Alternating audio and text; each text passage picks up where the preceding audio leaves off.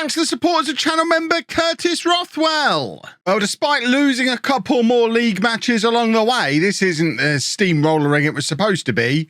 We should be doing trophy lifts today. We like a trophy lift. Hello and welcome to part 11 of Saving Man City. I'm Kevin. Coming up on today's episode, we're going to play games until we get a trophy lift. We've already won promotion to League One. As you can see, we're 20 points clear with 7 games to go. Doncaster, who are the team 20 points behind, only have 6 games to go. Even with Kev Maths, I know they can't catch us. But we are a match or two away from trophy lift. We could, if results go our way, secure the title away against Stockport in the game coming up first. If not, it should for sure happen against Sutton because we are well ahead of the teams in second and third places as well.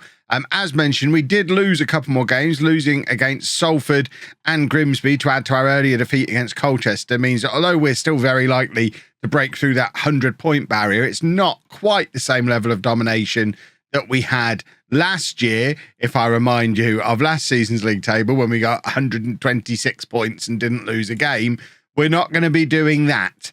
So it does make me wonder, we've talked about this a little bit recently, how next season is likely to go, because of course the loan players are going to be going back to their parent clubs, which is why we've moved them out of the first team squad now, so I'm not tempted to use them.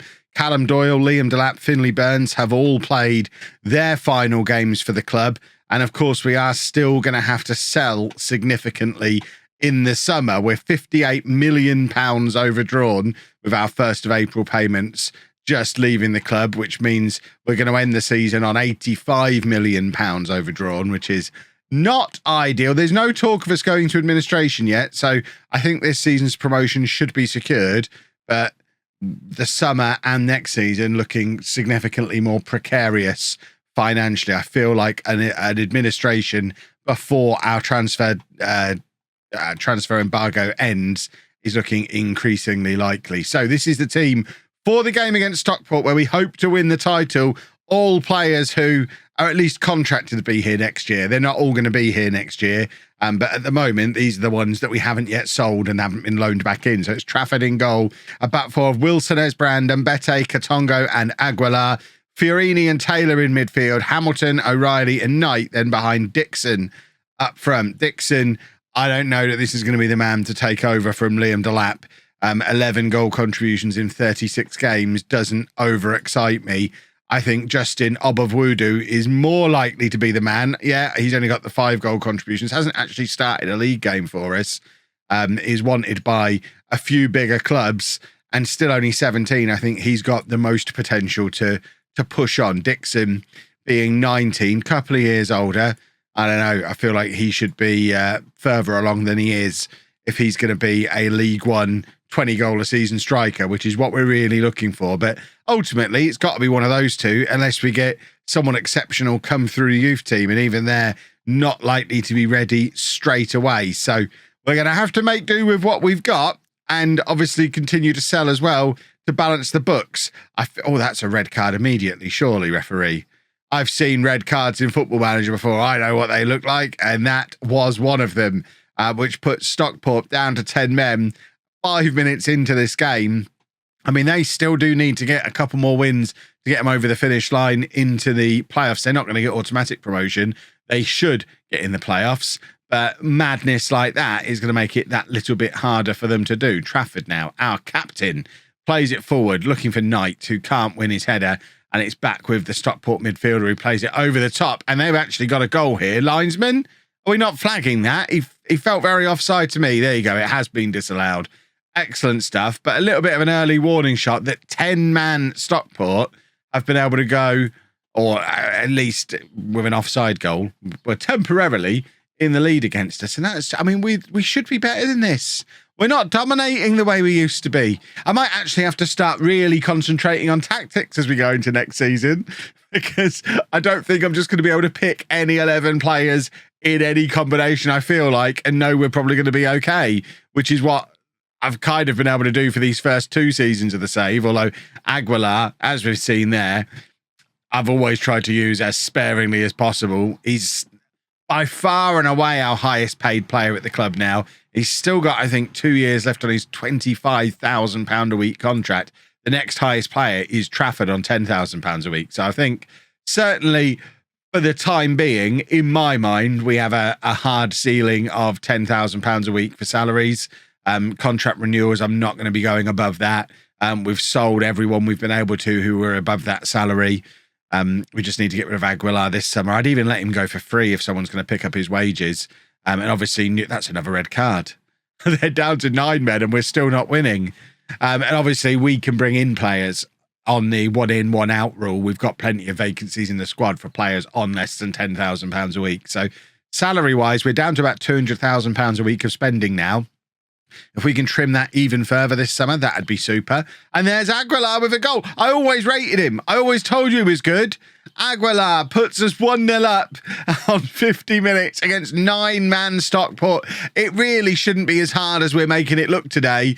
This is still a good side, but we are struggling. We look very toothless going forward. That front four that we've got today really doesn't compare to the front four that had the likes of Bob, Palmer, Delap that we were using last season. It's a significant downgrade up front there, and it shows we are really struggling for goals when our overpaid right back is the one who's coming in and scoring far post headers for us. We're going to take him off. Kyle Samuel can come on. We haven't got another centre back on the bench, which is not ideal. Fiorini can come off for Breckin, and I mean, how have we got to the point where we've run out of centre-backs? We're going to bring Obavudu on for 20 minutes. Keep giving him game time. Like I say, not convinced by Dixon. We're going to give Dixon these last half a dozen or so games, unless Obavudu pushes him out of the side. But Liam Delap has played his last game for the club. There's no reason to use him now we've secured our promotion, especially if we're about to secure the title as well. There's really no reason to be using him. We'll just tuck him inside there a little bit. It should be fine. And fingers crossed, we can grab a goal. I mean, they're playing with no striker at all now, Stockport, and we are still struggling to break them down. It's a touch frustrating that this team just don't seem very motivated. I know they've had the heart and soul ripped out of them, and it's unrecognisable from where it was a year ago, 2 years ago, 3 years ago. But still, actual individual talent-wise, this should be a team that's capable of absolutely ruining 9 men of a League Two team.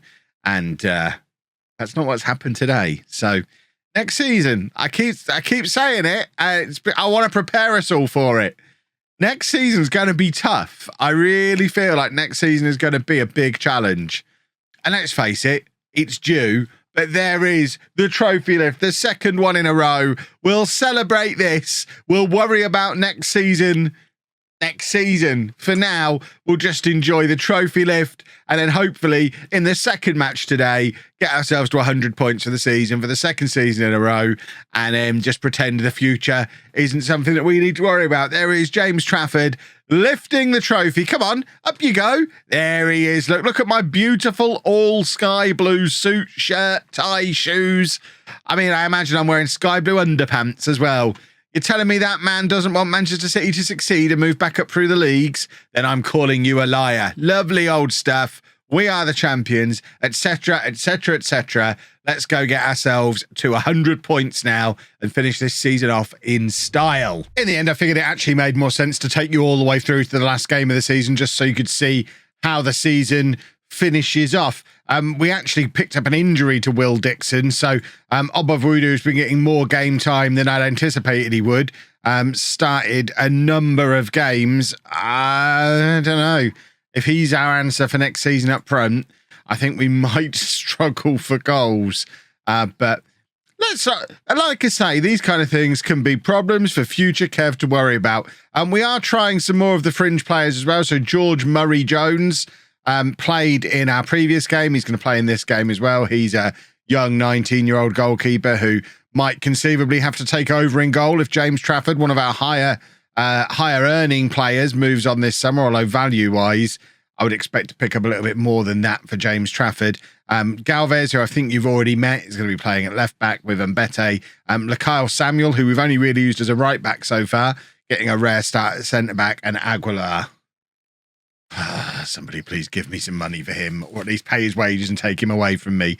And then in midfield, Robertson and Charlie Gray is another one who we've not really used massively. This is going to be his first start. Hamilton on the left, O'Reilly, and then Adam on the right-hand side, who's played the last couple of games, and Obavudu up front. So it's not quite our full strength with what we've got left when we take the loan players out. Obviously, the likes of Trafford, Kane Taylor would make their way back into this team. But it could conceivably be a team that we have to use next season in League One, because if we look at the players who are on the bench, these are the ones likely to be most likely to be sold. That's a lot of likelies there. So Trafford, Wilson Esbrand, Taylor, Knight, Shea Charles, Fiorini. These boys are probably our most senior players left now who haven't already moved on. Therefore, they're going to be the ones on the most money, the ones that we can fetch the highest transfer fee for. So, although I don't expect to lose all of them, I would expect to lose several of them, probably, because we need to make ends meet. We need to balance the books. So, this 11 could conceivably be an 11 that started next season, for example, in the league higher. So, it is important that we give these boys game time. The likes of Gray and Murray Jones, they can't be going into League One as starters, having never appeared for us before, which is why we're trying to give everybody game time in this little run-in. And we have shared the appearances around quite a lot amongst these players, trying to work out who might be the next stars to break through. I imagine Galvez is probably going to be one of those. He looks a bit special, but he's also already got quite high value. So he's, I think, officially our highest value player. So Galvez could be sold on this summer before ever really establishing himself. And Wilson Esbrand just find his way back in the team again. With Galvez playing the last few games and getting sold out from under him. Obavudu is good in situations like that one. Most of the goals he's scored this year have been just relentless running. He's not particularly quick, but he does just seem to constantly be hassling defenders, hassling the goalkeeper. And there's been a couple of times this year where he's scored goals where he's kind of closed down the goalkeeper, hassled them for time, and ended up tapping in a free ball after he's done some good pressing work. So he's not necessarily going to be a player at the moment. Bear in mind, he's only 17. There he is again, some good closing down.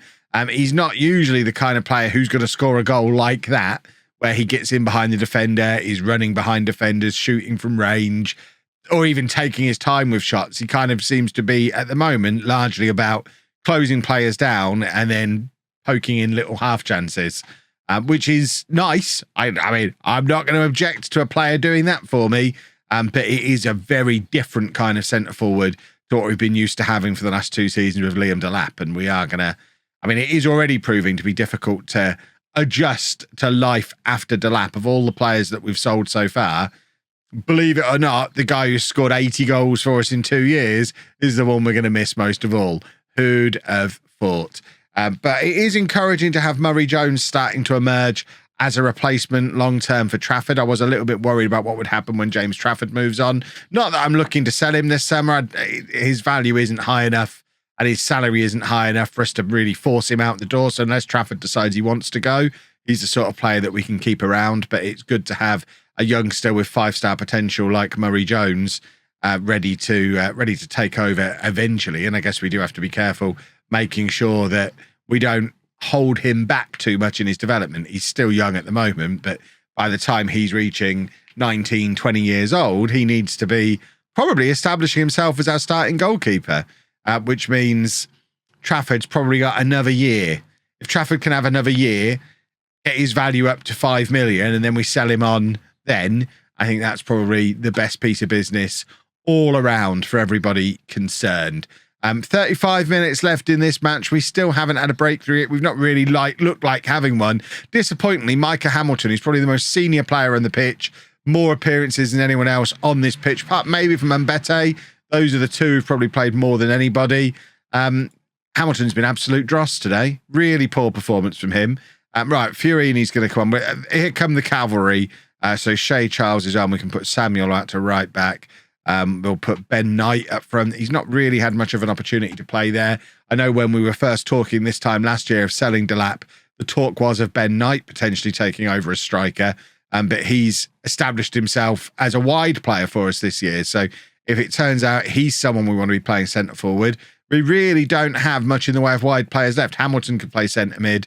Knight, of course, can play as a striker, as he's showing there as he picks up his 12th goal. So maybe it's time to finally commit to the diamond. Although, as I've said before, a diamond is really difficult to do when we don't really have a proper right wing back. We've got plenty of options at left back, Wilson, Esbrand, Galvez, but at right back, we're really playing from centre backs out of position there. It's Shay Charles, it's Lakyle Samuel, or it's Aguilar, who I want rid of. So maybe we need to look at converting a midfielder into being a right wing back. If we had a right winger, we wouldn't be having to change the tactic. So we can't exactly move a right winger back there, but we are struggling a little bit in general on this right-hand side, especially if we have to move Knight to play centre forward. We don't really have anyone to replace him on the right wing. So that's going to be a plan to try and figure out a solution to this summer. We're going to get Taylor on here, but I'm not going to play him as an attacking midfielder. And Bete needs to come off as well. We're going to be playing with two left backs again. We've done this multiple times as part of this little run-in, having Wilson Esbrand actually playing as a centre-back because we want to get both him and Galvez in the team at the same time. It's a long way from ideal. There's a lot of... The further we get into this and the more players we sell without being able to bring in replacements, the more there is putting square pegs into round holes, and you're going to see a lot more of that in this upcoming League One season, which of course is the last season of our transfer embargo. So one more year of not being able to sign players, and then we can start bringing in some players to plug some of these gaps that we've got in the squad. Of course, we're not going to have loads of money to spend on players. It's not going to be a return to bringing in the likes of Erling Haaland to Manchester City, but we can bring in some free transfers. We can bring in some low-cost, lower league players and hopefully start filling some of these gaps. But we've won a penalty here. It's a bit of a soft penalty. It actually looked like it was outside of the penalty area. But 89 minutes on the clock. It's Fiorini. Potentially a final appearance for Manchester City for Luis Fiorini is another one who you would expect to be moving on as part of balancing the books this summer. And his penalty is saved, so he doesn't have his final moment of glory in front of the Gig Lane faithful.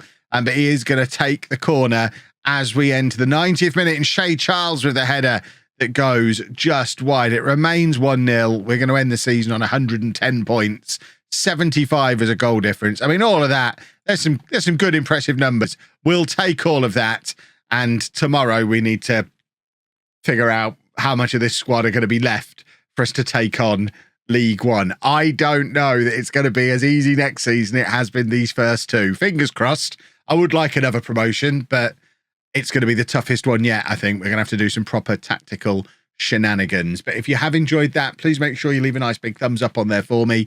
Subscribe to the channel for daily Football Manager videos. And thank you very much for watching.